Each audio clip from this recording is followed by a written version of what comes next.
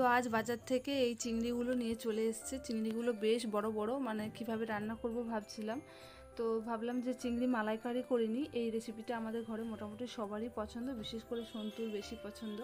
তো চিংড়ি মালাইকারি করব, তার আগে চলো তুড়ি মেরে একটা মশলা করে নিই। এই দেখো, তোমরা পারো নাকি? খুব সহজ ভাবছো নাকি? পারলে করে দেখাও দেখি তুড়ি মেরে এক সবজি। তো এখানে এই যে চিংড়িগুলো আমি ভেজে নিয়েছি। চিংড়ি তো খুব কড়া করে ভাজতে নেই, হালকা করে ভেজেছি।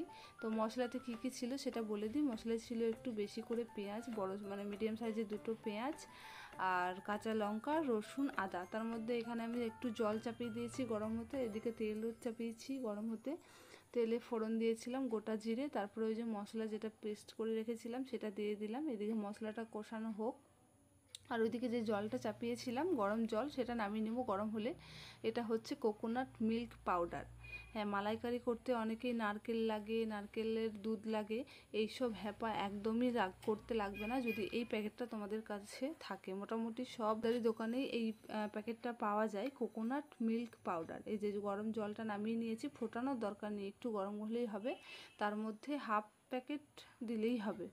তো হাফ প্যাকেট দিয়ে আমি বেশ ভালো করে গুলে নিয়েছি। তার মধ্যে মশলাটা কষানো হয়ে গেছিলো, তাতে জিরে গুঁড়ো, ধনে গুঁড়ো, হলুদ, নুন আর একটু কাশ্মীরি লঙ্কা দিয়েছি। কাশ্মীরি লঙ্কাটা তো ঝালের জন্য নয়, রঙের জন্য। আমি ঝালের জন্য তো কাঁচা লঙ্কা দিয়েছি।